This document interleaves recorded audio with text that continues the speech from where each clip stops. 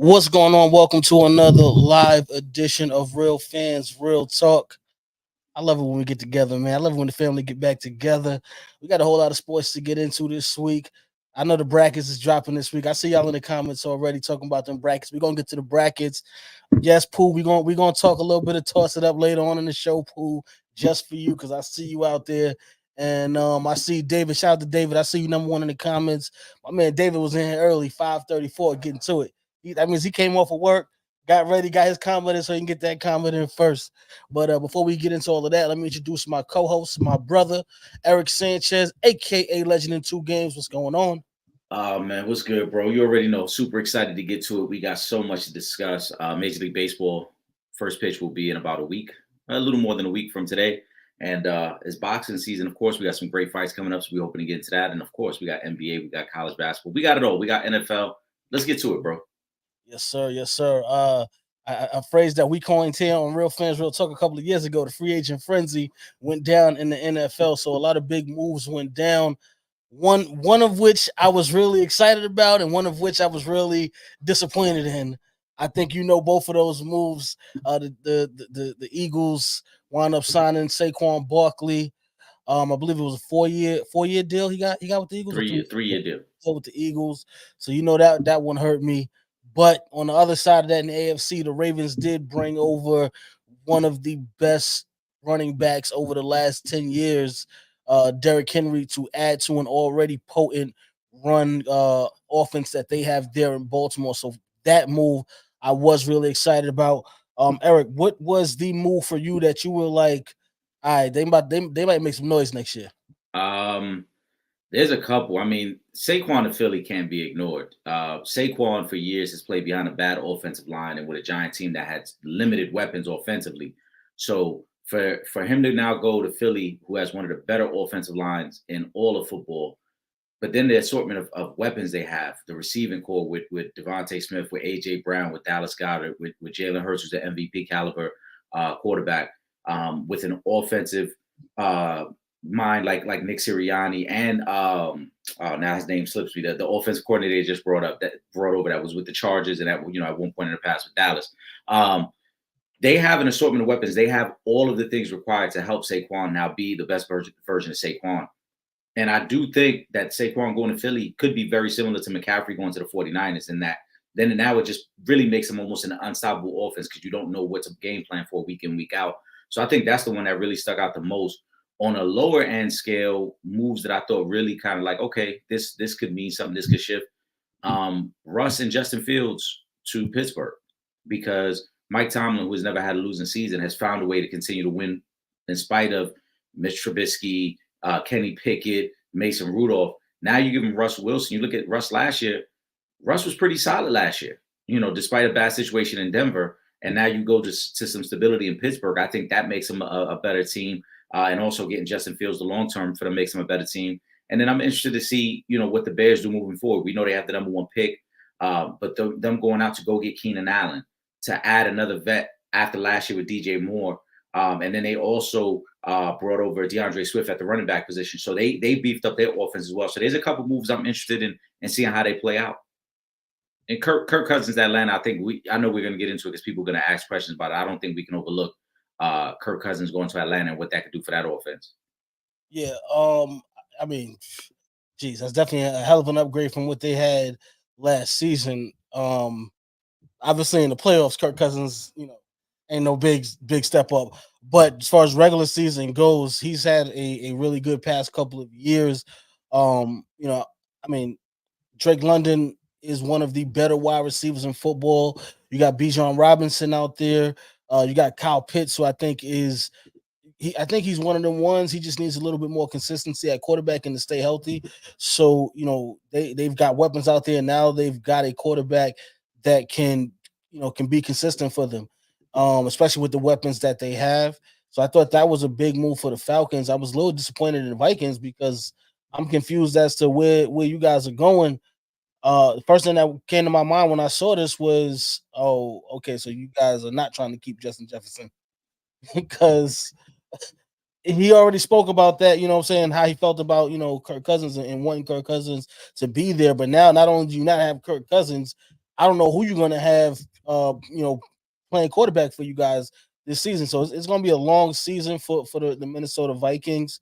Um, I, man, yeah, I don't even know what to say about that one. They gotta step their game up. Um, It's gonna get interesting with Minnesota because I do understand, the head scratching of like, what are we doing? We letting go of Kirk Cousins. We don't really have an answer in the building. We don't really draft high enough because they don't have a top 5 pick. They picked number 11, but they did make a trade with the Texans. They got the 23rd pick as well. So they got those 2 first, which leads me to believe that they're going to try to move up in the draft using those 2 first round picks. But if they stay at number 11, I think Michael Penix out of Washington would be very interesting for them. Because he is a quarterback, a little bit of mobility, but more importantly, has the big arm to get the ball down the field. And they have those 2 speed threats with Jefferson and Addison, along with they still, TJ Hawkinson, who they traded for last year as well. So they got weapons. They may bring in a young quarterback, but realistically, Trip, when they made the move for Kirk Cousins, that was after they lost in the NFC Championship game a few years ago.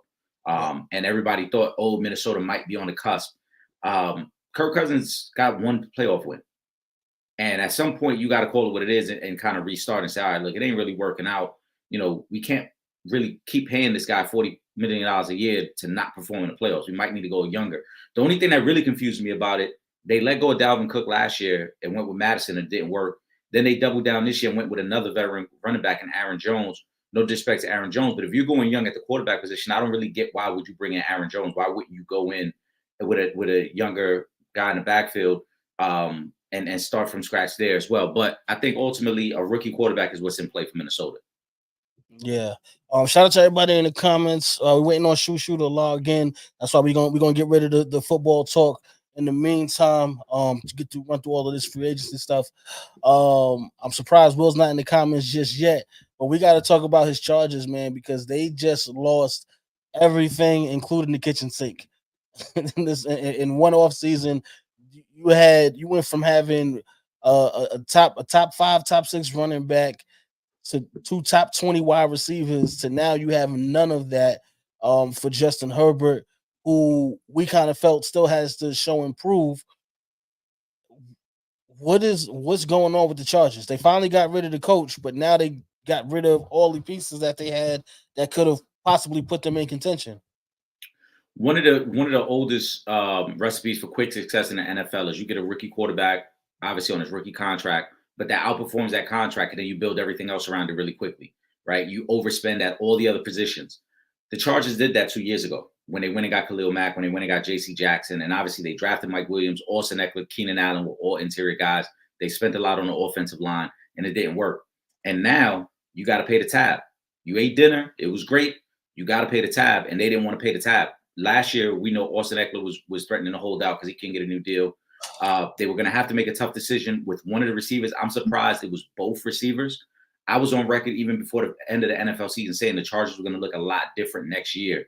I didn't think it would be this different. I'm also very surprised that they would have gone to Keenan Allen to try to get him to take a pay cut after coming off of statistically was probably his best season in the NFL. He's a guy that I thought they would have at least tried to keep in the fold and have him retire as a Charger because of everything he's done there. He holds all the records as a receiver as a Charger as well. But the pressure's all on Justin Herbert. This does not excuse him, as we've talked about in the past, Rip. This does not excuse him from his lack of success as a quarterback. He has to still perform. I don't care that you lost Eckler, Allen, Williams, because when you had those guys, you weren't winning playoff games anyway.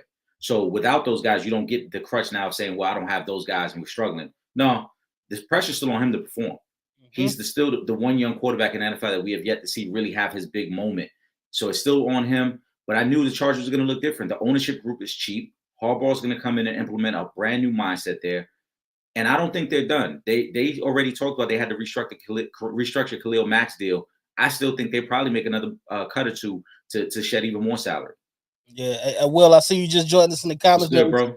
Guys, I don't know what's going on, man. It's gonna be a tough year for Jay Herbo. He gonna have a lot of work and a lot of things that he's gonna have to compensate for because right now we don't know what's going on with the wide receivers he's gonna have. I mean, the running game ain't nothing special anymore either. So it's gonna be a long season for the Chargers. My Ravens now, Derrick Henry. What I mean, we know that they're at the top of the AFC, but where does this put them right now for you, Eric? With the addition of Joe? Um, it gives him stability because with J.K. Dobbins, the one of the things that he could never do was get through a full season. He's always been hurt. And Mm-hmm. Derrick Henry, on the flip side, aside from all the games he missed a few years ago when he got hurt and he still came back, they this gives them the legitimate running game they need. I think this also makes things easier for Zay Flowers. And one of the things and one of the breakout stars for them last year was Isaiah Likely. Now, with this running game, you're going to see the Ravens go a lot more two tight end set with Likely and with Andrews, and then giving Zay Flowers some opportunity on the outside to get some one-on-one. So that read option that everybody's raving about is going to be legitimate because you're going to have those two really good run blocking and pass catching tight ends in Andrews and Likely, which now forces you as a defense to keep extra personnel in terms of linebackers and D linemen on the field, thinking the run is going to come, and then they're going to throw the ball over the top with those tight ends. So they're going to be a very, very good team. I think they're going to be a better offense, and I think you see Lamar progress even more as a quarterback next year now with this legitimate running game. Yeah. Once again, guys, y'all keep them comments coming in for Shoo. As soon as he logs in, we're gonna switch over. In the meantime, we're gonna knock out the NFL free agency. Big opening week in NFL free agency. Let me go to a couple of these comments. I see Justin says Tyron Smith signs 1 year deal with the Jets. Really good move. I like it for the Jets. They needed offensive line help. You move everything you move to bring over Aaron Rodgers, and he gets hurt on the first drive down the field. That should tell you right there that you needed some help on the offensive line. And Tyron Smith, I think, is one of the best linemen in the NFL. So I think that was a great pickup for the Jets. I'm looking forward to see where they go this season with the healthy Aaron Rodgers. We know they have the weapons on offense. They have a young defense mixed with some really good veterans. So now it's just about having their starting quarterback healthy. But adding Tyron Smith definitely helps the Jets.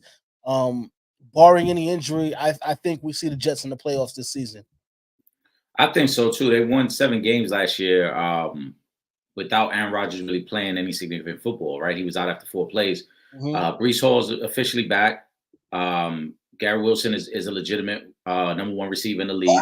And now that you got the left tackle shored up, the offensive line probably will get better across the board. The defense is still very legit and together because they haven't lost anybody. So the Jets are going to be a better team. They're going to be a playoff team. And then also you're going to have some other AFC teams that I think are going to take a step back a little bit as well. So I like it for the Jets, and I like what they're going to look like this season. I agree. Let me throw this next. I don't know. We got to go back to this one because Will said Herbo to Harrison for the next 8 years. Where do the Chargers pick? Not in the top 5. Not in the top 6.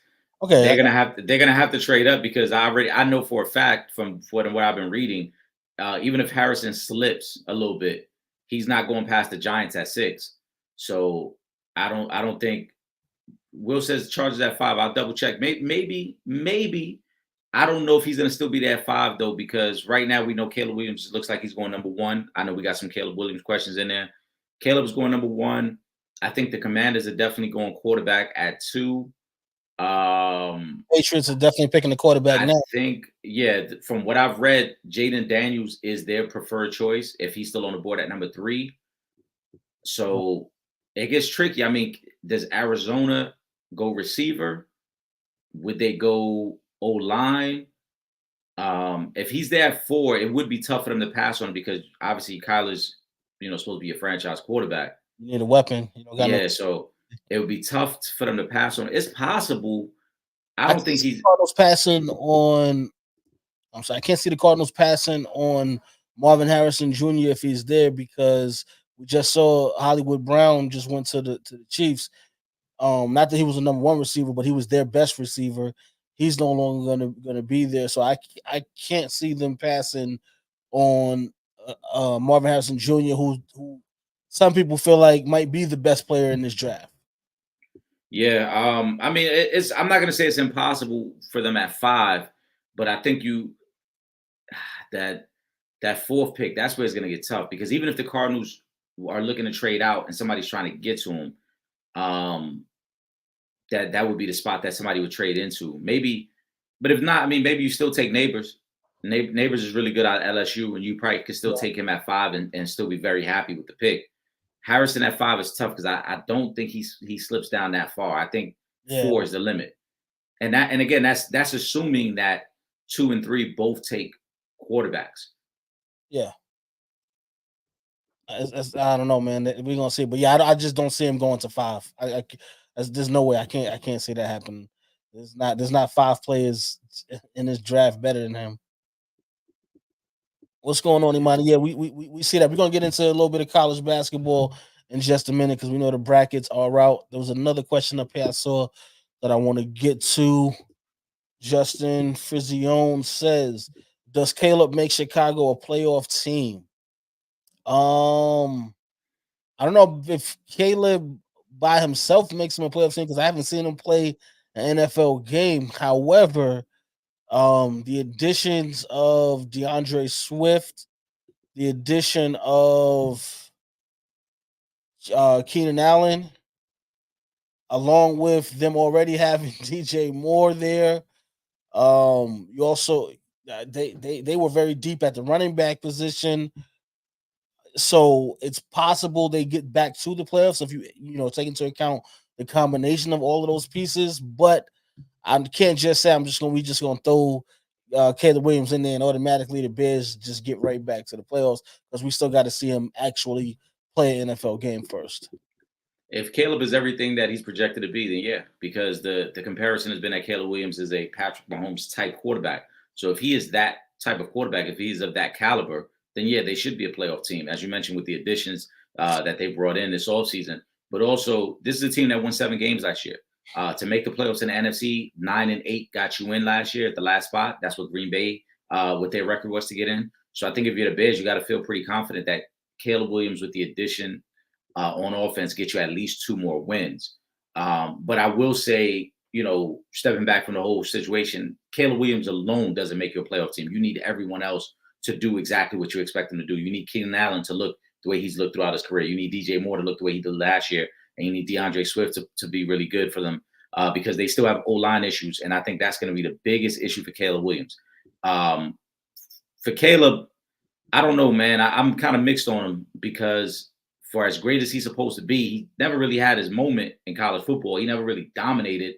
And as great as they looked early in the season, they really struggled once there was enough film on him this year. So I wonder how he'll handle pressure at the next level when he really struggled with that at USC.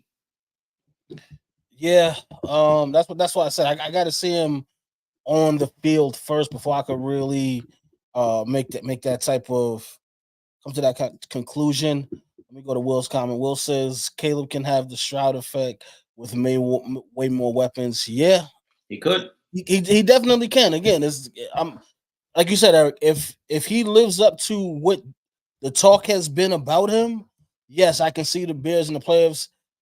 Especially since right now, I don't see the Vikings being a threat in that division. So I think they can definitely, get right back in the mix because they did look all right in points last season. But now when you're talking about adding DeAndre Swift coming off of probably his best season, adding Keenan Allen coming off of his best season, you already had DJ Moore who he might have been coming off his best season. Right. You know what I mean? You add all of those pieces together. Yes, he definitely is being set up to have to get that team to the playoffs. He has everything that you would need to get that team, back to the NFL playoffs. But now we just got to wait and see him get on the field because he can get on the field and stink up the joint. We don't know just yet. I hope he does well because I'm always for the brothers playing quarterback. But we got to. And no, Will Gordon's correct too. He could have that type of effect right away. Again, the Bears weren't trash last year. They went 7-10. Like they were pretty respectable last season. But Caleb Williams now has to live up to that. And it's going to be a lot of pressure because unlike CJ Stroud, as you mentioned, CJ went to a situation we didn't know much about his receivers. We didn't know much about the running game. He had to kind of carry it, but it was also low key. This will not be low key for Caleb Williams. He's going to be the number 1 pick. He's been the guy that everyone's talked about for the last 2 years. Chicago is a very demanding city. That Bears team hasn't been good in a very long time. So they're going to expect him to come in and be everything that he's been advertised to be. They're going to expect him to be Patrick Mahomes. Yeah. So we'll wait and see. But either way, I'm excited about this upcoming football season. Oh, we gotta. Oh man, we lost the real one. We lost the real one. Aaron Donald has officially announced his retirement. Maybe the best defensive player over the past 10 years. I think you Oh could yeah. definitely make the case for that. The Rams. Where do we go from here? No more Aaron Donald. It's gonna be tough for those guys. Yeah, it's something that he kind of teased after they won the Super Bowl. Remember, him and McVay kind of talked about it. But good for him. But I do think he's the first ballot Hall of Famer. He has been the best player, best defensive player in the NFL over the last 10 years. We had the debate. We were so far ahead of our time. Trip, remember you, I, and Will Gordon. Shout out to Will again. We had the debate about greatest defensive players Mhm. and whether he was on that list. In my opinion, I've watched football for a little over 30 years now. If he's not the best defensive tackle you've ever seen, he's definitely in the conversation. I think only Warren Sapp and Aaron Donald should ever be in a conversation as best defensive tackles over the last 30 to 35 years. Yeah. So Aaron Donald, kudos to him. Hell of a career, Hall of Fame, first ballot. And he definitely is one of the greatest defensive players of all time. Yeah, while we're talking defense, one more move that I do want to talk about. Obviously, we know the Giants lost Saquon Barkley, but they did bring over Brian Burns from Carolina. I think the Giants may have the best defensive line coming into next season with the addition of Brian Burns. When you added him to go alongside of Dexter Lawrence and Kayvon Thibodeau, I think that Giants defensive line is going to be really sick. Getting back to the Justin Tuck, Michael Strahan days when that defensive line really set the tone for New York. It's a great addition for them. When we talk about being able to make a trade and getting value, there isn't much better value than what the Giants got for Brian Burns. Just last year, the Rams were willing to give up 2 first-round picks for him. And for whatever reason, the Panthers didn't want to make the move then. The Giants only had to give up a second and a fifth to get one of the best edge rushers in all of football. You pair him with Thibodeau, obviously Dexter Lawrence on that D line as well. So it is a very, very good young defensive line, and it's the beginning of a building block for the Giants as they move forward. I know they spent some draft capital at cornerback the last 2 drafts as well. So they're trying to build up the defense. And, granted, on the surface, everybody will be mad that they lost Saquon, but the Giants, I think, are still trying to build it up the right way with some young impact players, and this is a great move for them. Yeah, I love the move. Obviously, we still got a long ways to go. I don't know what the hell is going on at the quarterback position for us. I done heard so many different things about Daniel Jones, and our offense is definitely gonna need a lot more work. So Mm-hmm. you know what I'm saying. But I do like this as a good starting point for the Giants. We'll see what they do in the draft. Let's go to a little bit of NBA. Let's see, we Let's got get it. some NBA questions in the comments. I want to get back to. Let's start with. We're gonna go back to David. Is Kyrie the most skilled player ever, and who are the top 5 skilled players ever? And define skill.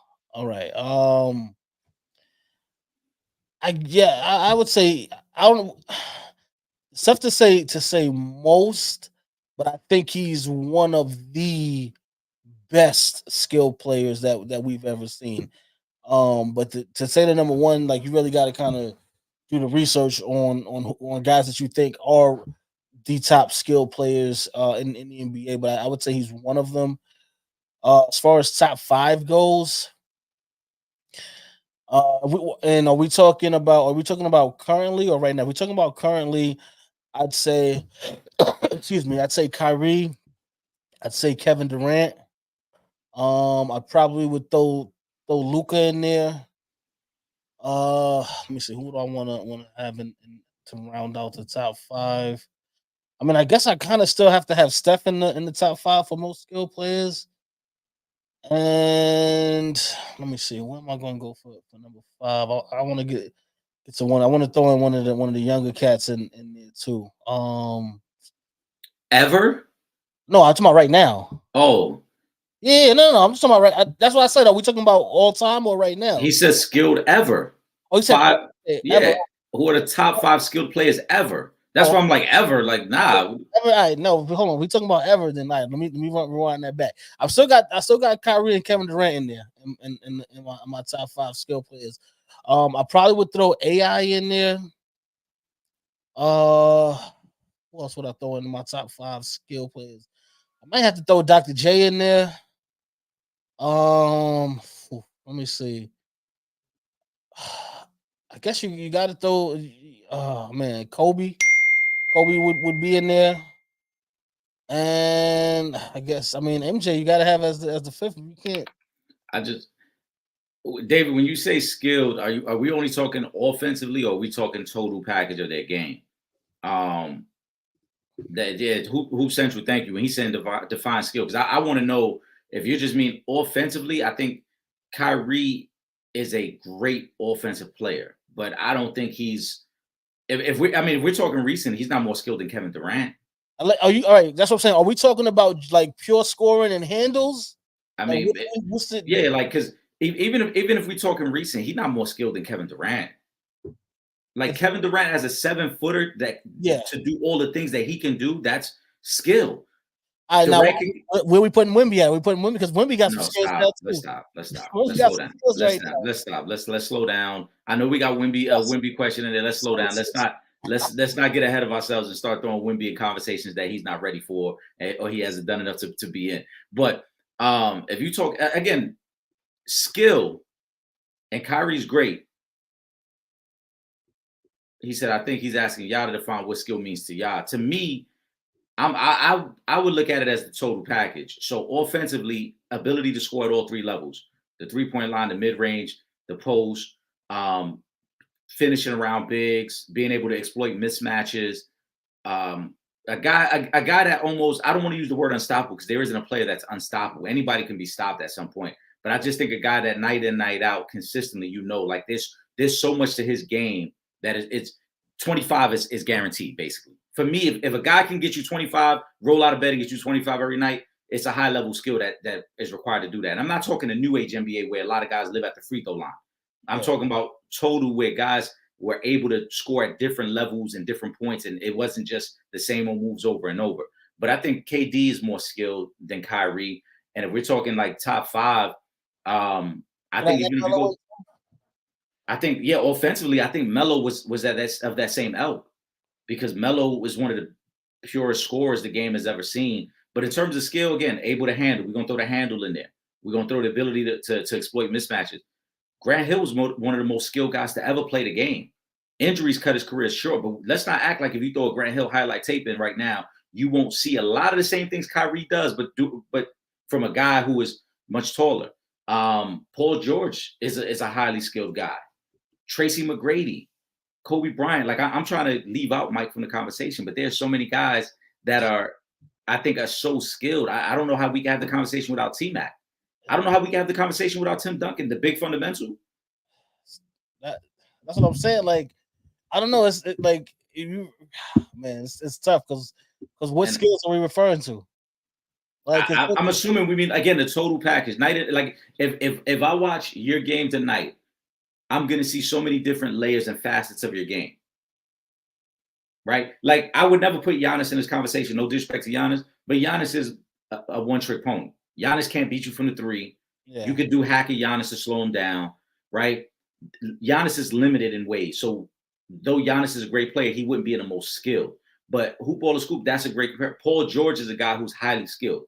Because when you watch Paul George, he's going to do a bunch of different things during that game that are going to make you say, yeah, that's a really good basketball player. So that's what I'm saying. This like there's so many guys that you can really throw in this category. Now, my thing would be, because like you said, Eric, are we focusing on offense, or are we saying because if we're really talking about the most skilled guys and we're talking about basketball, then I think if you're gonna have a top 5, it has to be guys that are two-way players. Because we can't just talk about offensively skilled. We got to talk about defense as well. Because you got to play both sides of the of the ball in the NBA. So then I'm like, all right, well, who's who's the top 5 two-way players? Because I feel like we always leave out defense. Like everything is just based around the offensive side of the basketball. Yeah, so I mean, I think you gotta incorporate that too. But if we're just keeping it to offensive skill, like then Joker's in the conversation, That's what I'm saying. Like, are we talking just offense? Because yeah, right? he is skilled. Right. So David, you let us know. For me, I look at guys like I said that just night in night out. This the bag that they bring to the court, like Kyrie as well. The bag is so extensive. They could do so many different things night in night out. That again, they're not unstoppable, but they're guys that like even on an off night, this guy's probably going to still get you 25 because it's just so extensive. And then if you add in the defensive side of it, the guy's going to have an impact on that end as well because he can probably guard multiple positions. Like that's why Paul George is a great example for this because Paul George is a guy who you can't just switch him on pick and rolls because he's a good enough defender to hang with a lot of guys as well on that side. Yeah. Now, all right. So let me ask you this now. If we're talking about right now, is Jalen Brunson in the top 5 Skilled? No, offensively? no. I think Because that's why I say we got. yeah. If we're talking offensive, yeah, his offensive bag is more extensive though. Not real talk, and this isn't to be biased. Like Jalen Brunson's offensive bag is more extensive than Giannis because That's what I'm saying. Jalen Brunson gets into the paint. He can finish around bigs. He's not playing above the rim. Everything is below the rim. Yeah. Like Chris Paul's highly skilled. There's another one, right? That's what I mean. Right. So, Jason Kidd was highly skilled. Like, it's a lot of guys yeah. who are highly skilled. So that I couldn't put Kyrie in the top 5 though. I think that's extreme. Good question. Hoopball Scoop. Is Jalen Brunson a star or a superstar? I'm gonna say a star right now, just because you know what I'm saying. Like I don't think he's been playing at this level for long enough just yet to get bumped into the superstar status, and he kind of has to like right now. I would say he's the best player on the Knicks. He's got to lead them on a deep run in the playoffs before he can get to superstar status. Yeah, I wouldn't put him as superstar either. I agree with that. I think he is a legitimate star in the league. Yeah. Superstar status is reserved for the guys that, again, year in, year out, you're expecting to make a deep playoff run.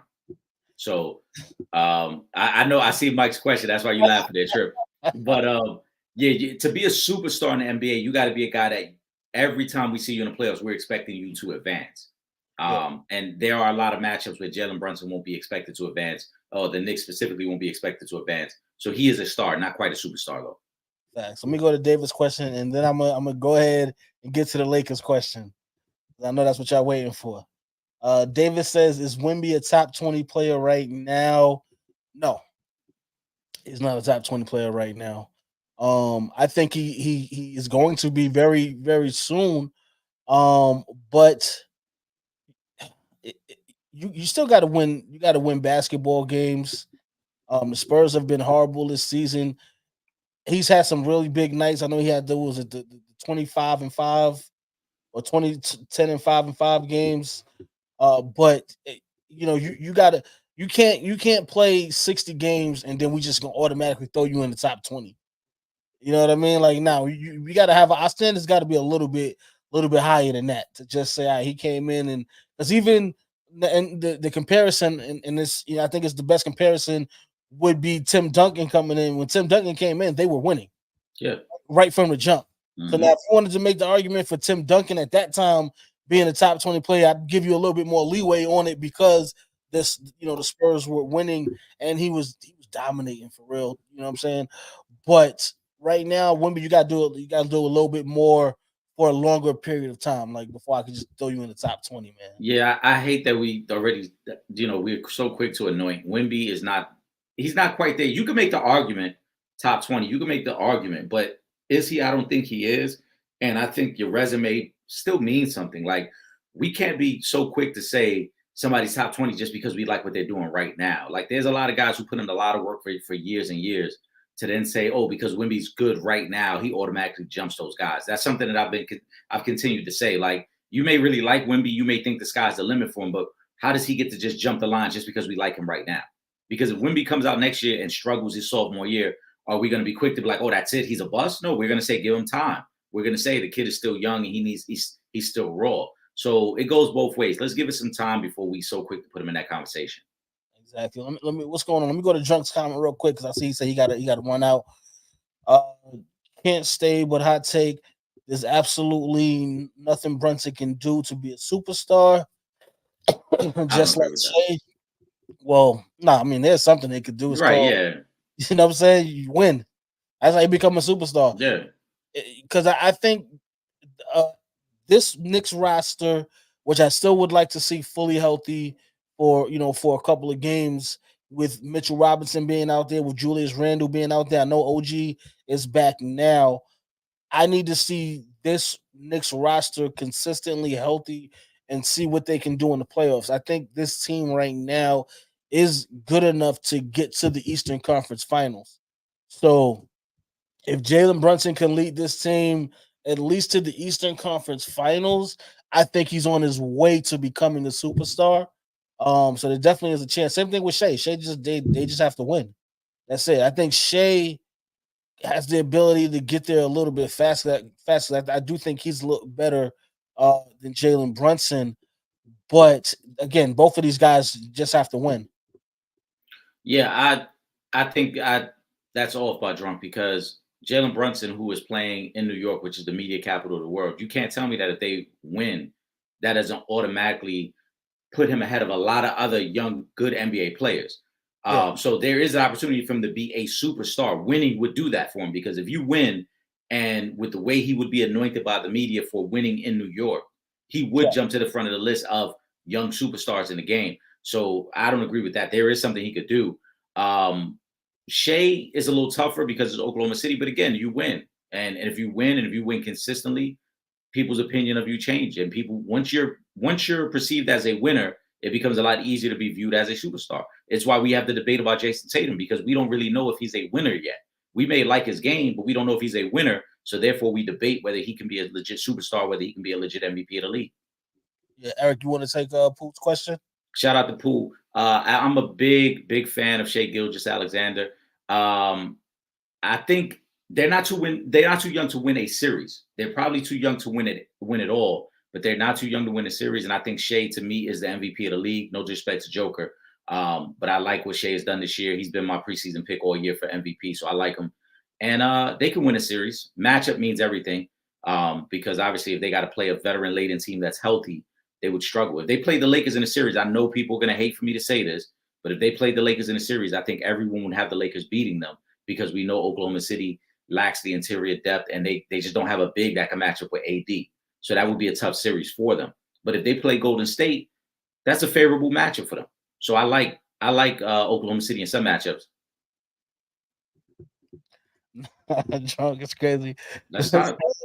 Say, hey, listen, I do gotta go, but saying play in New York matters is false. It's 2024. Salute to It's y'all. not. No, it's not. Winning in New York changes everything for you. Changes your legacy, especially when you're talking about we damn near about to be on 50 years since the last Knicks championship. So Yeah. if Knicks could like in the midst of all of these quote unquote super teams and powerhouse organizations, if they could sneak in like the Chauncey Billups Pistons and get a ring in here, and now you have the biggest market in the world, the mecca of basketball. And now you bring a championship to New York. It's different. It's life changing. This is that market that can do it for you. Listen, you can't tell me that that's false propaganda because right, we have people who will die by the fact that Derek Jeter might be the greatest baseball player ever because of what he did in New York. Even though Derek Jeter isn't even the greatest shortstop ever, but Yeah, because of what he did in New York at a time when the Yankees had gone so long without winning, it changes the way you're viewed by everyone. We also can't say playing in New York doesn't matter because look at the way Kevin Durant was viewed for playing in Brooklyn, yeah, right? If even though it ain't even the Knicks, but the fact that he played in Brooklyn, he was viewed differently for playing in New York. So it does matter. I'm not saying just playing in New York because if that was the case, then yeah, a lot of guys would just be superstars. But I said winning in New York does matter, just like Trip said, and it does. It holds a lot more weight. Jalen Brunson, if he could find a way, even if they don't win the finals, if he gets to the finals, that does more for him and his star power than probably winning anywhere else. yeah. If the Yankees don't win 5 championships during the Derek Jeter era, Derek Jeter is definitely not looked at as the face of baseball the way he is. Because then you know what I'm saying he'd Same still thing with be Eli Manning. We have the conversation about whether Eli Manning's a Hall of Fame quarterback yeah, because he did it in New York. yep. But It changes a lot. it means a lot. It means more to win in New York than a lot of these other places. But we know drunk don't like to hear that because drunk don't like when we go in about Jay-Z as well. We know that drunk. Shout out to drunk though. Word, shout out Imani. I see your comments. Yeah, I'm hitting him up now to see what's going on. I know he's in because he's on the West Coast right now. So we definitely working on it, y'all. Let me go to this Lakers question in the meantime, since I know y'all been waiting on me to talk about these damn Lakers. Hold on, who was that I seen with the? Okay, here we go. Kyrie, shout out to Kyrie, man. What's going on, bro? Trip, what's up with the Lakers of late, my dude? They just got beat at home by the Warriors and lost 2 games before to the Kings. My friends feels Braun is too ball dominant. No. First of all, the Warriors loss that was strictly based off of Anthony Davis getting the eye contusion in that game. I mean, they've pretty much kind of had the Warriors number as of like the past 2 seasons. They pretty much had the number. The Warriors have no answer for Anthony Davis other than to injure him and get him out of the game. And because if that doesn't happen, like I fully believe that the Lakers win that game against the Warriors. Now the game against the Kings, I don't know what it is with Sabonis, but he's in the joker category when it comes to Anthony Davis because Anthony Davis has all types of problems when he has to go up against Sabonis. He has not beaten him yet. Um, so with that one, yeah, they're gonna have to figure something out. Anthony Davis, he's getting ran out the gym every time they play the Kings. So that one is a problem. Those are the only 2 teams, honestly, in the Western Conference that I look at the Lakers in a playoff situation and really say, damn, I'm nervous. They could get these guys up out of here. Other than that, in the West, I think the Lakers have a chance of in any other one of these series, whoever else they would play. Let the record show that at 42 minutes in is when we started talking about Braun and the Lakers. You guys brought them up, we didn't because y'all love to kill us about the Lakers. So we obviously try not to talk about the Lakers. But there's a Sabonis skilled player, right, Trip? Yes, Another highly skilled player, right? Another highly skilled player. But for the Lakers, the matchup against the Kings is very tough because style of play. Kings are a very up-tempo team, and the Lakers are older, want to be more methodical. So that's a very tough matchup for them. He said his friend feels Braun is too ball dominant. What's new? Braun has been ball dominant since the day he came in the league. So that's never going to change, and I don't think that's the issue with the Lakers right now. As I've highlighted a few weeks ago, the issue with the Lakers, they don't have enough size on the interior, pause, because they just get killed on the boards. They get killed on the boards a lot of nights. When you look at the numbers, it's Anthony Davis is the only guy really getting double-figure rebounds, and then the next guy be Braun with like 6. So they just don't match up well against a lot of these teams that have multiple bigs that they can throw at Anthony Davis, and more importantly, that they can crash the boards against Anthony Davis.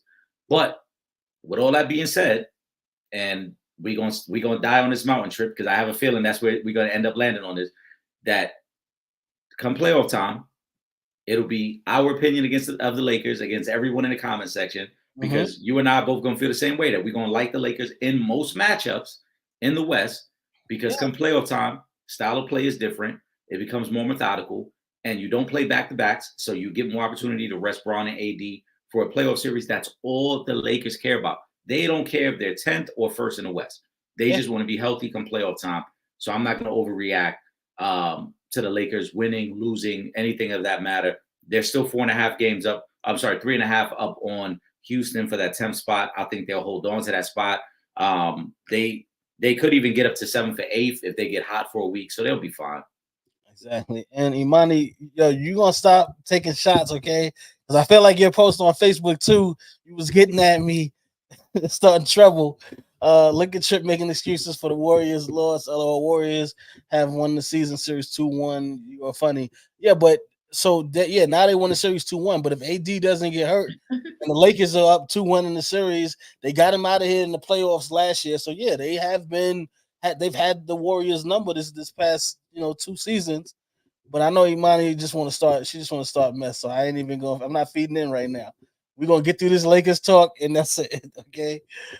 Trip Sanchez The Lakers have one top 10 player and LeBron top 15 and good. Nah, hold up. I can't even. I had to stop reading that statement as you just. I'm not even gonna let you do that, Imani. I'm not. Nah, man. Braun is definitely top 10. I'm not gonna let you do that. Good role players. So why are they effing 10 seed this late in the season? We've been telling y'all. We tell y'all the same thing every week. The I Lakers don't. playing for the playoffs. Why They we got don't right. Like y'all want that's you know what? I'm really convinced y'all want us to talk about these guys because we have stood on the same business for the past couple of months in regards to the Lakers. We tell y'all the same thing. They are getting ready for the playoffs. Now, I'm not saying they're gonna win a championship. I'm not even saying that they're gonna get to the finals, but they're going to go on a nice run in the playoffs, and they're going to surprise a lot of people depending on how the playoff bracket shapes out. let me ask you in response to this, Amani. Don't the Phoenix Suns have two top 10 players, probably a third guy who's a top 25 guy, probably a better supporting cast? They're the eighth seed in the West. Why are the Suns the eighth seed in the West? Shouldn't they be better? Isn't Kevin Durant and Devin Booker a better combination right now than Braun and AD? Why aren't they higher? Like veteran teams don't care about the regular season. This only becomes conversation on shows like this because we need things to talk about. But the veteran teams do not care. There's a reason why the Miami Heat were in the play-in game last year. The veteran teams do not care what the regular season looks like. It's all about gearing up for the playoffs. So you start off slow, you don't care. And Kyrie, is not about making excuses. This is the truth. This is what it is. The Lakers, the Heat, the Suns, the Warriors. Look where they're all at right now, standing-wise. None of those teams are fighting to be the number one seed. None of those teams care about being the number one seed. It's all about let's just get ourselves in shape. Let's get ready to get going. Come April, May, then we're going to turn up the heat a little bit and we'll get ready for the playoffs. That's what it comes down to, guys. And y'all know this already. Listen, I don't know why y'all so surprised by this. This is what veteran teams do every season. Being the 1 and 2 seed, that's a young man's game. That's for the young boys that need that. They need to run the numbers up during the regular season, pump up their chest, just so they could to leave before the second round of the playoffs. Right. Right. And you're gonna see the veteran teams, they gonna last out. Right. They don't care about any of that. It's all about getting the right matchup. That's it. I agree, Ron. I agree with that. The only two teams that I look at in the Western Conference and I say, oh man, this is going to be a rough one for the Lakers, and that's the Sacramento Kings because of Sabonis and the Denver Nuggets because of Jokic. That's what we've been saying. But you put them up against any other team in the Western Conference, and I think they have a chance. And depending on if Minnesota's healthy, if Cat is healthy, because again, Cat Rudy Gobert, that's a tough matchup. Yeah, for AD. But I'm gonna tell y'all right now, depending on the matchup, yes, if the Lakers get the Nuggets in the first round, the Nuggets are gonna beat them. The Nuggets are the best team in basketball. I think the Nuggets beat them. Yeah. But if the Lakers get OKC, if the Lakers get anybody else, maybe not the Clippers. Clippers are a veteran laden team as well, so that is a tricky matchup as well. But for the most part, they get anybody else, I think me and Trip is just gonna sit here and just gonna stay quiet for the whole show, and we gonna let y'all talk in the comment section because we're gonna end up doing is say the same thing we've been telling y'all for months leading up to the playoffs. I promise you, if the Lakers get OKC in the first round, everyone and their mother is going to be banking on the Lakers to beat OKC. And then you guys are going to change your tune about everything we said. We weren't making excuses. It's the truth. The Lakers just want to get ready for the playoffs. That's it. Facts. Let me get to Dion Hope's page question. What is it that's clicking with the Warriors the last month or so? They are a different team. I know Draymond's return helped, but remember 2 months ago, Kuminga was not playing at all. Then all of a sudden he exploded. Clay is shooting better off the bench, and Wiggins been solid. No team want to see them if they can make the playoffs. We ain't gonna keep saying the same thing, Eric. We ain't gonna just keep saying the same thing to y'all every comment. We just said the same. The Warriors are in that category. You're right. It's veteran team. We don't gotta keep saying the same thing. Okay, we know what's up. We said this with the Warriors when they won the championship a couple of years ago. Okay, they just need to be there. You got to be in it to win it, like the New York Lotto. You got to be in it to win it. That's all these veteran teams care about. Just get us into the playoffs, and we will take it from there because that's when basketball IQ, that's when veteran experience, that's when all of those things come into play once the playoffs start. Regular season, Yeah. have it. You can have it. The only thing I won't agree with this comment is Wiggins hasn't really been that solid. Wiggins actually stepped away from the team for a little bit, then came back. Yeah. But Kuminga has been great for them. Clay, I think early on in the season they were trying to force to get Clay going, and when it didn't work, moving him to the bench made more sense for them. So that's why that's working out for them. But yeah, the Warriors are the same thing, man. They just want to figure out the rotations. Kerr is a multi-time winning champion coach. He just wants to figure out the rotation that's going to work best come playoff time. Who are the guys that I can rely on in what spots? And then we'll figure it out from there. Ron said, it's crazy we talking about a 10th seed. Ron, we didn't want to talk about a 10th seed. Y'all wanted to talk about a 10th seed. We didn't ask to talk about the Lakers. We never want the Lakers. I promise, Trip, we're going to start. We're going to screenshot the rundown from now on so y'all can see. We never planned to talk about the Lakers. Y'all asked about the Lakers. We didn't want to talk about the Lakers. I don't even know what to say. Y'all bring the questions up, I'm every question that we possibly can. I'm a betting man. I'm gonna tell you right now. Next week, y'all gonna bring the Lakers up again. I promise you. Y'all gonna bring the Lakers up again next week. We're gonna try to talk college basketball. Y'all gonna be bringing the Lakers up. All right, but let's get to let me go back. Let's get to a little bit of college basketball because I did see a couple of questions about the NCAA tournament. Pool, we ain't forget, okay? We're gonna get to toss it up as well. Don't worry. We're gonna get to that. Let me throw your other comment up here, Pool. Both of y'all had time to see the brackets for the men. So who's in y'all final four title game and the winner? I mean, first and foremost, y'all already know I'm still gonna go with the Blue Devils. That's my fan pick that I'm always gonna go with them. But as far as who I have coming out of each one of these divisions. You know what? I kind of feel like I gotta kind of go favorites. I think UConn comes out of the East. Man, out of from the South, I'm gonna go. You know what? I'm gonna go. I'm gonna switch things up, and I'm gonna take Marquette to come out of the South. I know I might be causing some controversy with that pick, but I'm gonna take Marquette to come out of the South. I'm gonna take Purdue to come out of the Midwest, and I gotta go North Carolina to come out of the West. As much as that pains me to say that, I gotta go North Carolina coming out the West. Yeah, I'm be honest. I have not. I really was just kind of breezing through the brackets right now. No excuses, but I worked a 14-hour shift yesterday, and then I had to be work at 4. Then I had to be to work at 4 o'clock again this morning. So I didn't really get a chance to look at the brackets.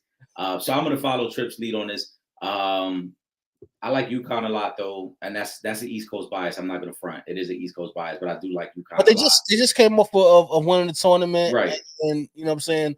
So it's not like they don't deserve it, right?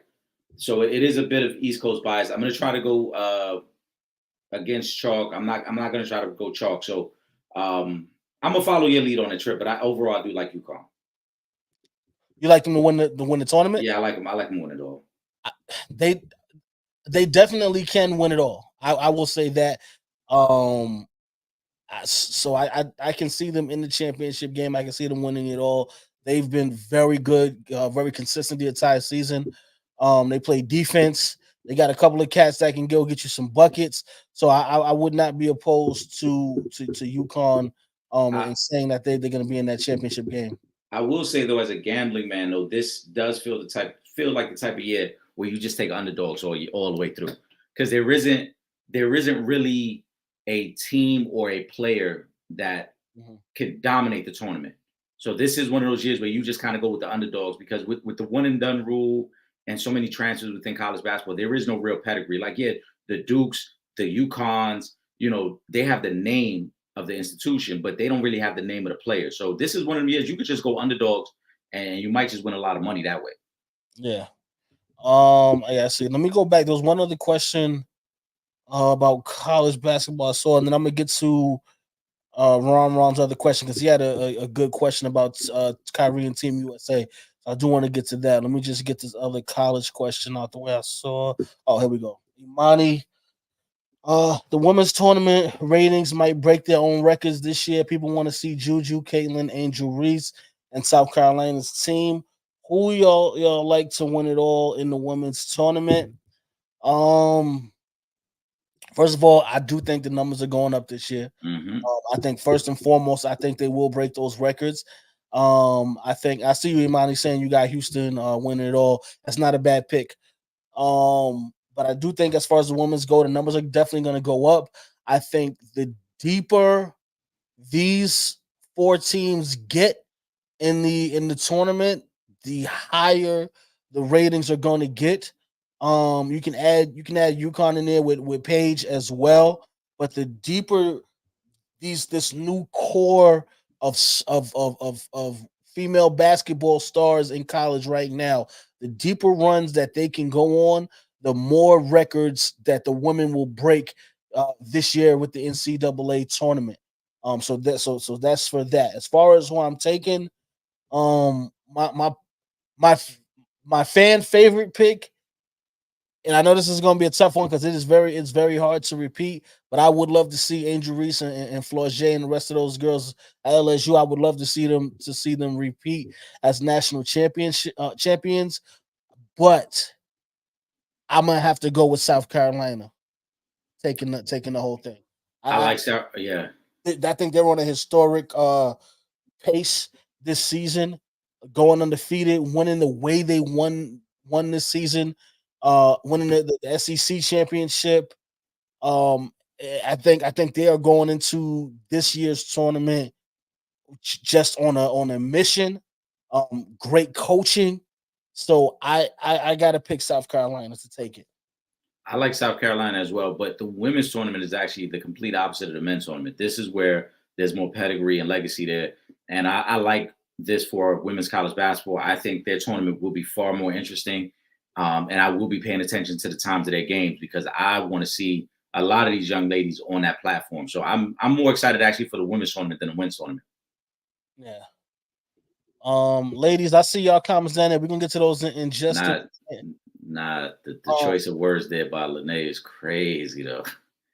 let me let me let me just get to Ron's question about Kyrie. Nah, that's great. We're gonna get to the messy segment section in just a second.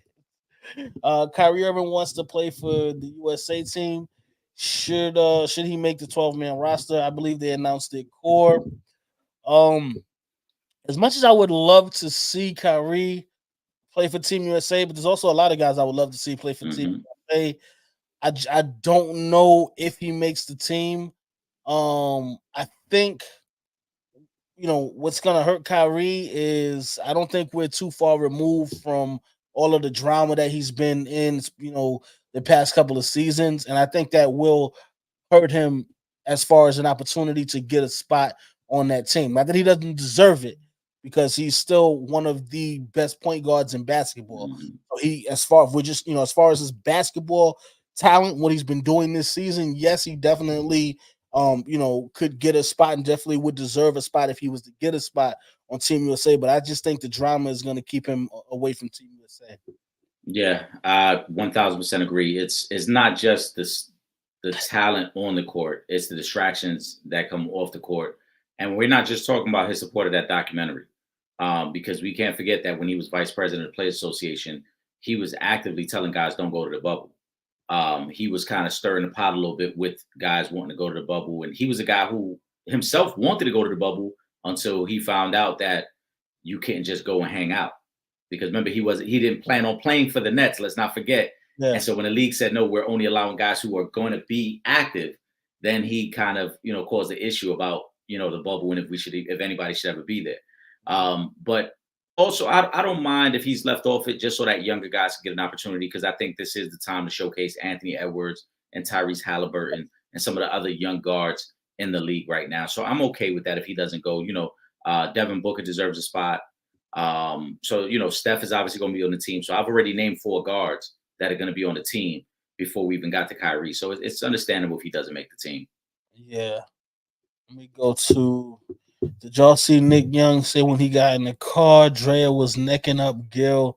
Was that corny for them to tell all that? Do you believe all this is stressing her? Didn't she make the announcement? We've arrived at 1 hour into the show. We have arrived. Oh my goodness. Okay, so you know what? I'm gonna break this up, but was that corny for them to tell all that? No, it wasn't. You know why? Because when we see these women get up here and talk about and put their experiences out, you know what I'm saying? So now let him speak his truth. As long as he wasn't telling a lie, then I think he has the right to speak his truth. So if that's what happened, if he walked in on her, giving him a little love, hey, that's part of his life story. He might be writing a book like Superhead. Who knows? I disagree with you, my brother. Just for the fact that you started off by saying if the women going to do it, we can't be playing on the level that the women playing on. If the women want to be messy and tell their business, that's on them. But as men, like, nah, we shouldn't. That should never come out like that. Whatever happened between Gil and her, that's on them. And I think it's a little corny, and it's also clickbaitish of them to do that because they obviously we know why they're talking about Dre because she's pregnant by Jalen Green. This isn't like a random nightcap story with Unc where it's like, yo, let me tell you about the time I dated this celebrity. It's like you talking about it now because she's pregnant by him. So I don't think he should have told that story. I think that's one of them that you just kind of, y'all might laugh and joke about it in private, but never put that out there like that. That's whack. And As that unwritten rule, because think about it, we've seen, now again, we're not in nobody's bedroom to officially confirm things, but we've seen Drea deal with several athletes and entertainers over the past 10 years. correct. Right? There was even a gay for pay slogan when she was messing with Young and May for a little stint, and when those rumors were like going around. So I mean, we kind of know all of her business. We might not know the intricate details of what sexual position she was getting down, but we kind of know a lot of her business. I mean, whatever's public is public. I just think that in this situation, like Nick Young and Gil should have been a little bit more sensitive to the fact that like what you're doing is, granted, you making jokes and you taking jabs at her, but you really messing with Jalen Green at this point Yeah, because because he's like her baby mother. right. You're disrespecting, his baby moms or mother of his child, however you want to label it. And this is a young man who's looking at child like, damn, like, what did I do to deserve this? Because unless they got beef with Jalen Green, it's like, yo, now you disrespecting me now. You know what I'm saying? Whether you agree or disagree, of us having a kid, that's cool, but don't be disrespectful about it. Like, state your opinion and keep it moving. Don't be disrespectful to her, whatever her past or whatever y'all had going on with it. That's why I said this is one of them that I wish they kind of would have just kept to themselves. And it's like, if we know about it, we know about it. It's just like Trip, you and I, we've been on the scene. You know what I'm saying? We've been out and about. We've been in the streets, as the kids would say, Trip. But if we encounter somebody that we knew in a previous life, you know what I'm saying? I'm not gonna shatter little homie's dreams about it. Like We not from this era though. We from a different era. but Gil ain't either. Gil is our age. Gil is our age, bro. Let's keep it a buck. Gilbert Arenas and Nick Young are our age. They need the clickbait. They need that. They need Thank you, but that's exactly what it is. It was clickbait. And so what I'm saying is, like, if you and I, we've been out and about for quite some time. If we ran into somebody who's living a different life and we knew them in their previous life, you and I may joke about it on the side, like, yo, ain't that such and such? Yeah, I'm not gonna go on live and be like, I remember that time. I can't even say it, but I'm not gonna say it. You know what I'm saying? Like I'm not gonna go. Right. That's what I'm saying. We might joke about it in private, but we don't do, just to push the views up. But that's crazy. But Ron, to answer your question, do y'all think she's really stressing it? No, I don't. I think it may bother her, but at the end of the day, I think this keeps her name relevant, keeps her popping, which means that what I'm saying, ultimately, what I'm saying, she can get a bag out of it. So I don't think she's stressing too much. Well, they're gonna spin this into a bag, you know that. They might get a reality show. Yeah, this has all the makings. This has all the makings of a reality show for Dre and Jalen Green. So they'll spin it and they'll get the bag off it. I just wish, again, Gil and Nick Young, they our age. They might even be older than us. Yeah. I just wish this one of them, like, yo, just keep that to yourself, bro. Don't do that. Because Nick Young would understand that concept since D'Angelo Russell got him caught out there with Iggy all them years ago. Thank you. I was just about to say that. So I was just about to say that. And let's not forget, the mother of Gil's kids, she been around too. Like Yeah, but she, a lot of these women have been around the block. But I think it was Kenya Martin was telling a story about his son and the girl that he was messing with, and Kenya Martin was like, trying to let him know, like, that's for the team right there. That's not for you to wife up. And then he goes and pays for a vacation and all that for her, and then she winds up being in one of the other teammates' hotel room. So you know what I'm saying? It's a lot of situations out there like that. Yeah, I know who ball of school, who ball of school. You said Gil don't care, but his kids do, and he wouldn't want his kids to have to hear that. Like let's be bent about it. Let's be real. We may not care, but we wouldn't want our loved ones to hear the dirty little secrets. Yeah, facts. So like that's what I'm saying. Let's be respectful in that way too. Like and understand. Like you sitting there talking about her that way. Drea's son, as we talked about, is 20, 21 years old, bro. You think he want to hear about what his mom was doing when he was a little kid? In the car when Nick Young walked in? Right. Come on, bro. Like, that's what I'm saying. Let's be men about it too. Let's be respectful. We could joke about it in private, but that ain't for the world to know. That's just us because we know we were there. Yeah. It ain't for everybody to know. It's a different time we in, man. Right. It's a different time. Everybody got to know the business from everybody. So And let's not forget too for our supporters. This is a lot of what we were saying about the whole Scottie Pippen's son. Yeah. Where it was like, yo, that must be crazy for him to know that his mom dating these dudes and he got to be in these locker rooms with guys. So what's different for, what I'm saying, Dre's oldest son? That he got to hear people saying this about his moms. Yeah. Like let's be sensitive to that too. Like, certain things, bro, we got to be men at the end of the day. It don't matter what the women is doing, because let's never make it seem like, well, since the women is doing that, let's do it too. Nah, we're not doing that. We men.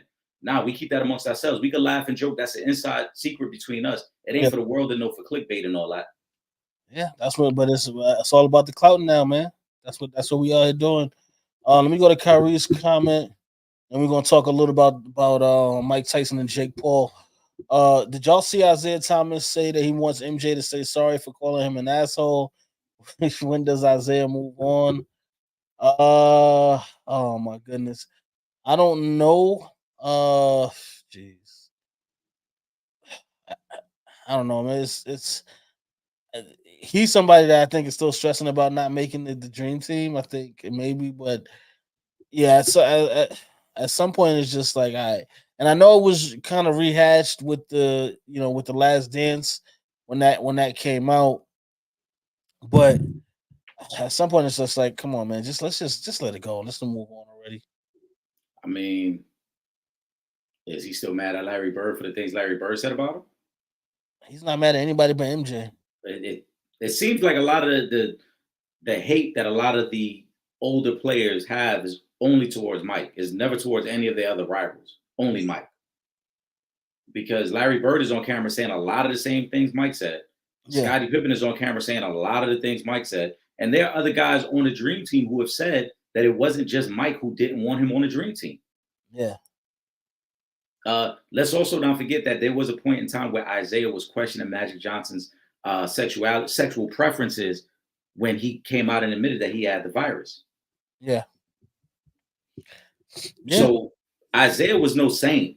Isaiah said and did a lot of things that pissed off a lot of other players, but yet he only seems to be mad at Mike. And I know why he's mad at Mike. He's mad at Mike because Mike became the king of the sport in his hometown. Isaiah is from Chicago, and yet Michael Jordan is more beloved in Chicago than Isaiah Thomas is. That's really where the hate comes from.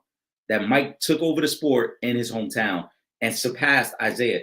And as great as Isaiah and those Pistons teams were, they're sandwiched in between two dynasties, because there was the Laker dynasty. They had their back-to-back, and then it was the Bulls dynasty. And everybody forgets that Detroit run where they were back-to-back champs, because they're bookend by what the Lakers did and what the Bulls did. That's really where the hate comes from. There you go. Before we get up out of here, because you know what I'm saying, we show must go on. Mike Tyson versus Jake Paul. What are we doing here? I really hope Mike Tyson beat the brakes off of Jake Paul. I know you do. I know you do. Every fiber of my being, I want to see Mike Tyson beat the brakes off of Jake Paul so we could end this nonsense once and for all. And I'm talking about I want to see him knock Jake Paul out faster than he knocked out Clifford Etienne. I know when we get close to the fight, we'll get more in depth about the fight and we'll talk a lot about it between now and then. I just want to know one thing, Trip. If Jake Paul goes out there and wins the fight, are we gonna say that Mike Tyson was too old? No, you can't say So that. we're gonna give Jake Paul his credit. Yeah, I mean, just because you've been watching Mike Tyson, you've been watching these training videos. He looks good. Mike Tyson looking good. He looked good. Even when I think what the Roy Jones fight was, what, 2 years ago now? About 3 years, because that was like in the middle of COVID. Okay, so about 3 years. Even in that fight, you could tell that Mike still had that power, and he wasn't, throwing too many headshots versus Roy, but you could tell that Roy was feeling the power of Mike Tyson still, and the fact that he's still training, he's still in at least in that. Actually, he looks better now than he did when he fought Roy Jones Jr. So if I think Mike Tyson should still, handle this now, unless Jake Paul is just running the entire fight and this thing gets extended and we start getting into 7, 8, 9, and Mike is just like, all right, now it's like, all right, you can tell, listen, Mike is older now. He ain't got the stamina to get up in there and do 10 rounds with somebody that much younger than him. All right. But I think that Mike Tyson is good enough right now. If Jake Paul actually mixes it up with Mike Tyson will knock him out. So I think that is Jake Paul's game plan. I think his whole game plan is going to be, let's see if we can get this fight into round 4, round 5, because there's no way that Jake Paul can go in there. He doesn't have a higher boxing IQ than Mike Tyson. It'll never happen, right? Mike Tyson got over 40 years of boxing knowledge and IQ. The 5 years Jake Paul has trained is never going to give you what Mike Tyson already has. So that is not going to happen. You can't go in there and slug it out because Mike is just too dangerous still. Even in his 50s, he's still too dangerous. So if you're Jake Paul, like I said, the recipe for success here is, let's see if we can gas him out. Yeah. Let's see if we can get him to a point where, again, he fought Roy Jones 3 years ago. Other than that, before the Roy Jones fight, he had not fought in at least 10 years. Yeah. So you're talking about one fight in the last 15 years, probably. And even the Roy Jones fight was a short fight, because I think they only fought like 7 rounds, 6 or 7 rounds. Yeah, it wasn't a 10 round, wasn't a 12 rounder. So Jake Paul, I'm sure the strategy is let Mike gas out. Mike is going to try to headhunt early. Mike is going to try to knock me out early. But if I could survive those 6 to 9 minutes, 2 to 3 rounds, if I could just survive that, he's probably going to be gassed. The footwork won't be there again because he hasn't fought enough in the last 15 years. And then I can take advantage of him and try to beat him that way. So I think that's what Jake Paul is going to do. But I also think we can't just dismiss Jake Paul here, because I think Jake Paul has gotten better as a boxer over and over. And we saw it even when he fought Tommy Fury. We want him to fight a legitimate boxer. His last 2 fights have been against legitimate boxers, Trip. Yeah. Legitimate boxers. So he's shown that he's progressing as a fighter. And I think that's going to be a strategy. That's why I say if he does win, I'm rooting for Mike. Yeah. This is one of the questions I wanted to get to shoot you on. I'm rooting for Mike. But does it get to a point where the fatigue will just wear you down once we get past round 3? Yeah. So, all right. So here's the thing, right? Whereas in the Roy Jones fight, I don't think Mike went into that fight with the "I'm gonna kill you in the ring. I'm gonna," what did he say? "I'm gonna eat your children," all that stuff. You know what I'm saying? I don't think he went into the Roy Jones fight with that mentality. I think he is going into this Jake Paul fight with that mentality. Like, I'm knocking this kid out. I'm gonna stop all this nonsense. I think Mike, because it, like, remember when Mike got mad at Boosie? Oh yeah, remember that, right? When we saw that, and he got mad at Joe Budden when they was up there on this podcast too. Or the dude on the plane. Remember Mike had to beat the dude up on the plane because he kept touching him. Yeah, I think we gonna get that from Mike Tyson when he gets in the ring with Jake Paul. You know what I'm saying? Now and against, yes, he did fight 2 boxers, but I don't think them 2 boxers combined. are even anywhere close to what Mike Tyson is now. No, of course not. Of course not. But It's what gonna I'm saying is, be kinda- but that aggression and that adrenaline rush is short lived. That's why I say, like, if Mike, to me, Mike can kill him you got to get my within right. within the first 3 rounds. Absolutely, Mike. I wouldn't be surprised if Mike ended in the first round. Yeah, I agree. I agree. But you get past round one, the aggression is going to, simmer down a little bit. You get past round two, it's going to He's simmer right. down. Right. Once you get to the end of round three, that's when Mike is really going to start looking around like, all right, do I have enough left in the tank now? Yeah, Because the IQ is still going to be there, but it's not. But we're not. Mike was never a technical boxer.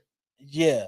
So I think what happens is if we go to a decision, is Jake Paul gonna be able to do enough to still beat Mike Tyson, even because you're gonna have to get in and take some punishment Of in order course. to get to Mike Tyson, no matter what round it is.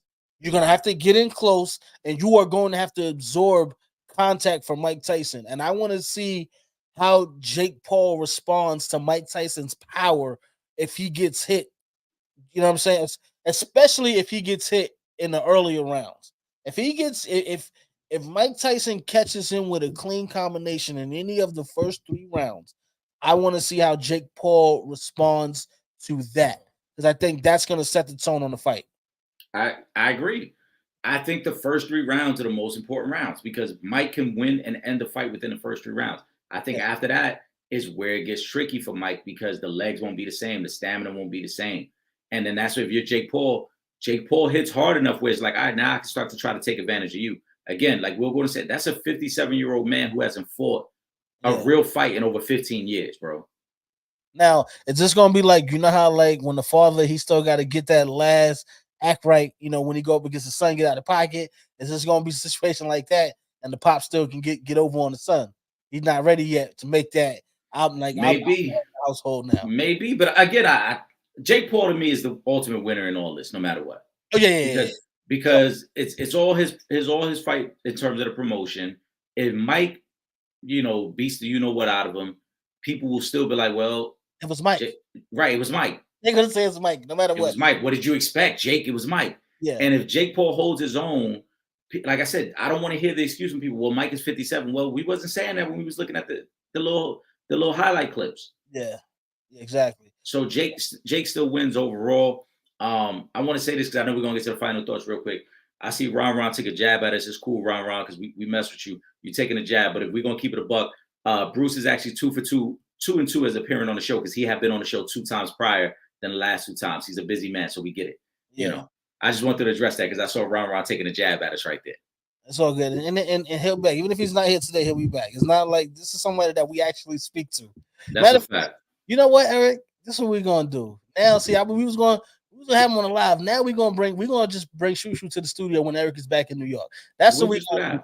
Now we're gonna so now y'all can see. We want y'all to show y'all these relationships that we have. It's bigger than just an appearance on the show. The relationship that we have with the friends and the family that come on the Real Fans Real Talk. So we're gonna have Shoo come to the studio when Eric gets back up to New York, and we're gonna rock out like that. Let me see what Will says. Paul should run the whole fight. Yeah, I agree with you, Will. He should. I don't want to I seen Mike Tyson's power. You don't want to get hit by that, okay? And out of everybody that Jake Paul has fought, none of them can come in. No, of course not. I'm just talking about his power. I ain't even talking about boxing skills. I'm just saying the power that he is going to feel if Mike Tyson catches him cleanly. It's going to be a long night for Jake Paul. Eric, give us a final thought, though, man. First and foremost, as always, man, appreciate everyone who is locked in with us, rocking with us. Questions, comments, send them all in. We greatly appreciate it. Make sure you subscribe to Real Fans Real Talk. And like you said, we're gonna talk off air. Now we got to set the date. You know what I'm saying? Because Ron has sparked something now. So now we're gonna just get Shoo in person in studio. And then y'all gonna have to change the narrative, or y'all just gonna stay quiet. I know they're gonna stay quiet in the comment section. Sure, that's what they're gonna do. They're just gonna want to keep talking about the Lakers and provoke us in ways that we don't want to be provoked. Pause. In fact, I think what we should do actually is, remember I said I wanted to do a little give back. Mm-hmm. I think we should have a little, you know what I'm saying, a little competition on the show amongst our supporters, and we'll pick one of our supporters to come rock out with us and Shushu when he comes to the station. How about that? I like it. I like it.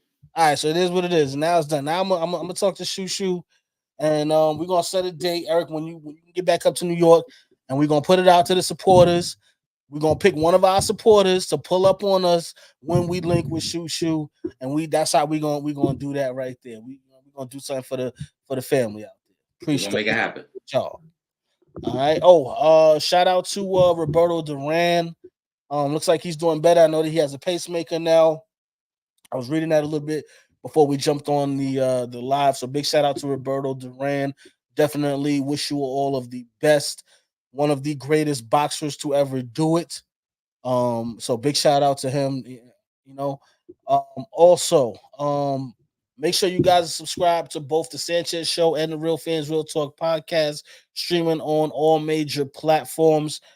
Follow us on all our social media: Instagram, Twitter at Real Fan Talk, Facebook.com/, For the Fans Productions, and of course, subscribe to that YouTube channel, YouTube.com/, For the Fans Productions. If you're not in New York on Thursdays and you can't watch us on Verizon 43 from 8 to 9 p.m., don't worry. Just go to the website, realfansrealtalk.com, and you can watch from anywhere in the world. Just click that red button on the home page, and you can watch right along with everybody else. I'm, With that being said, just go ahead, Eric. You got something? I'm sorry, Trip. I'm laughing because I just saw a news story that came across my feed. I can't believe this is true. Wow. We're gonna have to get into this next week. So apparently, Le'Veon Bell is resorting to OnlyFans as his new stream of income, saying, "I'm trying to get more intimate with my fans." This is actually like, Gotta relax, brother. nah, this can't be life right now. Le'Veon, say it ain't so, Le'Veon. This can't be life. I'm sure there's gonna be a couple of supporters that's gonna want us to talk about this next week, so I'm sure we will get to that next week. But listen, guys, we definitely appreciate you always rocking out with us every week. We appreciate you guys so much. You have no idea how much you guys motivate us every week, and we definitely are gonna set that up. So, you know what I'm saying, we'll talk about that a little bit more next week. I'm gonna get on a call with Shushu and see if we can work that out. Nah. With that being said, though, for myself, Trip Young, my brother, my co-host Eric Sanchez, aka Legend in Two Games, we up out of here. Peace.